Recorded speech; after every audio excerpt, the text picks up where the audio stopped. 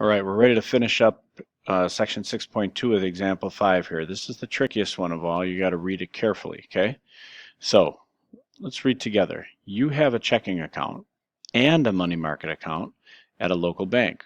Your checking account has a constant balance of $200. Now that's your checking account. Make sure you're aware of that. The table shows the total balance of the accounts over time. So the total of both accounts are on this table.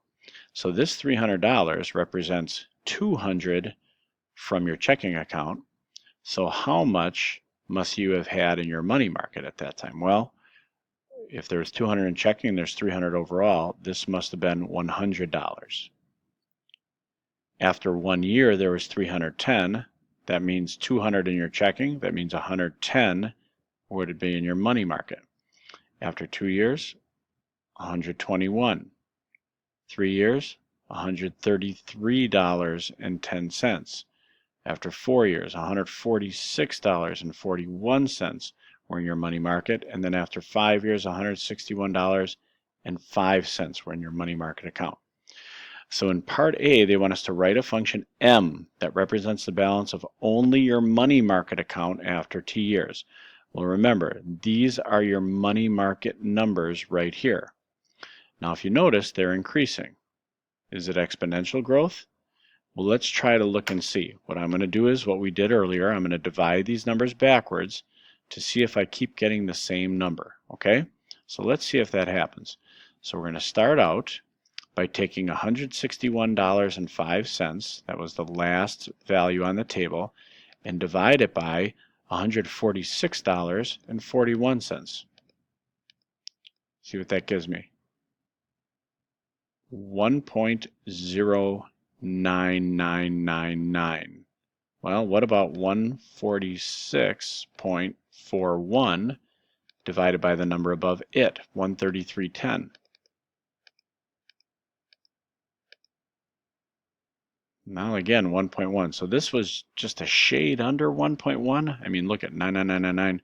I mean, very, very close to 1.1. This is exactly 1.1.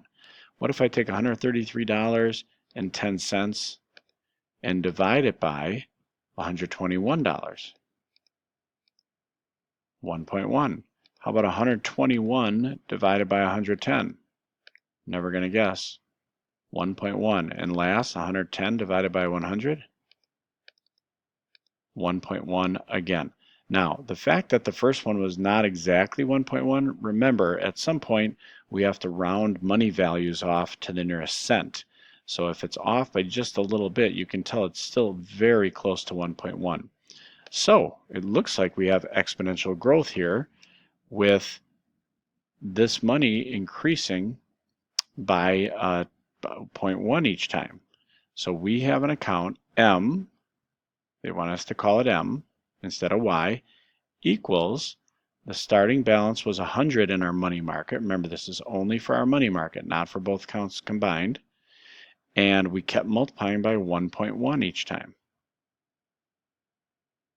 raised to the t power, to any number of years. The number of years keeps changing. And there's our account. Okay? Now, write a function b that represents the total balance after t years. So now the total balance, not just in your money market, and compare the graph of m and the graph of b. Well, what's the difference between the amount in your money market and the amount in the total balance? Well, this number is always 200 more. So all I have to do to find the total balance is to take the amount in the money market, which we found here. That's the amount in your money market, and add $200 to that because you've got $200 in your checking account. Now they want us to compare these two graphs. So I'm going to go over to Desmos and open that up, and I am going to graph these equations. So the first one was M equals 100 parentheses 1.1. We'll close those parentheses and raise that to the t power. And there's that graph. Notice it starts out at 100. In 1 year, it's about 110. 2 years, just over 120. 3 years, we can actually Hopefully click that. 3 years, $133.10. Here was our 2 years, $121. Looks just the way it's supposed to. 4 years, $146.41. 5 years, and so on. Okay?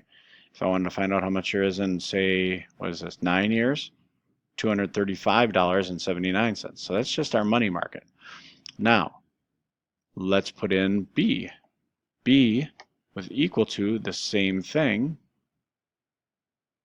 1.1 to the T power, but then we add 200 bucks. And look at that. Notice the graphs are identical in shape. The green one is just raised up $200. Okay, so now we should see the numbers on that original table. I can't quite get exactly one here. Well, that stinks. Why? Well,